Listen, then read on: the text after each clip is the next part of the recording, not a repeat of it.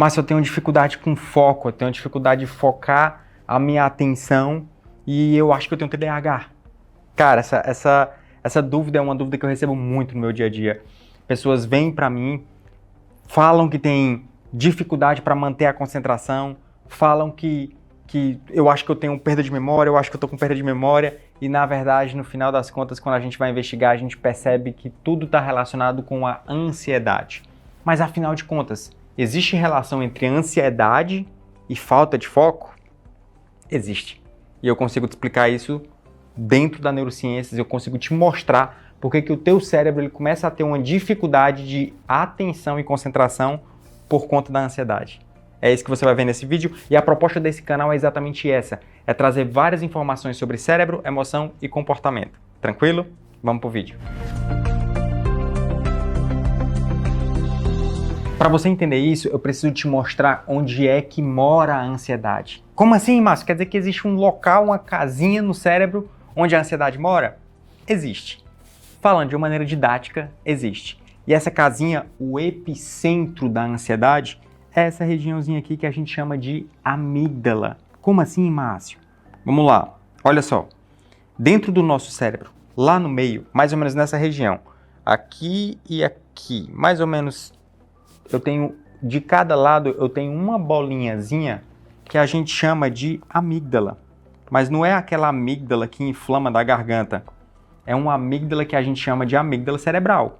Essa amígdala, ela é um agrupamentozinho de neurônios que ele fica um de cada lado. E esse agrupamentozinho de neurônios, ele é o que a gente chama de epicentro do medo. Ou seja, para eu falar de ansiedade, eu tenho que falar de medo. Uma coisa está totalmente relacionada com a outra. E o medo, ele é um mecanismo de defesa. O medo, ele faz com que você não faça coisas que poderia te colocar em risco. O medo, ele te protege. A ansiedade, ela tem os seus benefícios. Quando é que ela começa a ser um malefício? Quando é que ela começa a ser um transtorno? Quando ela começa a trazer prejuízo na minha performance, na minha funcionalidade, ou quando ela começa a trazer um sofrimento emocional. Então, Márcio, quer dizer que é normal ter ansiedade? Super normal. É uma emoção como qualquer outra. O que é anormal?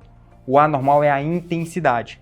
O anormal é quando essa ansiedade, ela tá me deixando emocionalmente fragilizado, ruim, mal. Isso começa a me trazer irritabilidade. Isso começa a fazer com que eu fique muito reativo. Isso começa a fazer com que as minhas decisões, elas viram decisões trágicas. Isso começa a fazer com que a minha performance no trabalho ela fique ruim e tudo isso está relacionado com o funcionamento do cérebro que acaba ficando prejudicado. Dentre essas coisas, a atenção é uma das coisas que sofre quando essa ansiedade está intensa. E eu vou te mostrar o porquê disso. Te falei aqui que a amígdala ela é o epicentro do medo. Então perceba que a amígdala ela fica nessa regiãozinha aqui. Ó. Se eu for pegar outra imagem aqui do cérebro, deixa eu ver aqui se eu tenho aqui. Acho que dá para usar essa daqui. Se eu pegar aqui essa parte do cérebro, você vai ver o seguinte, que a amígdala ela fica mais ou menos aqui, lá dentro, tá? Ou seja, ela faz parte dessa partezinha aqui do cérebro que a gente chama de eu inconsciente. E vocês já sabem, já estão craque, vocês já viram outros vídeos aqui meu, onde eu mostro para vocês que essa parte, esse substrato neurológico, neuronal, que a gente chama de inconsciente, ele tem uma característica, que é uma característica de que ele funciona de maneira rápida e que ele gasta pouca energia para poder funcionar. Ou seja, você já pegou a primeira conclusão. A amígdala, ela tem uma característica. Qual que é essa característica? Ela funciona rápido. Ela funciona de maneira muito rápida e com pouquíssima energia. E nesse momento eu preciso te mostrar que quando a amígdala começa a funcionar, ela está me trazendo aquela outra característica que eu te falei do medo.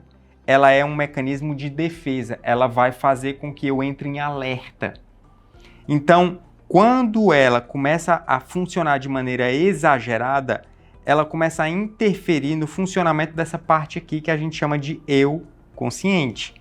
E eu vou te explicar aqui de uma maneira um pouquinho mais aprofundada. A gente chama isso aqui de lobo pré-frontal, que é a região mais importante do meu cérebro, que é a região que faz com que eu precise ter foco de atenção, concentração, pensamentos, racionalidade,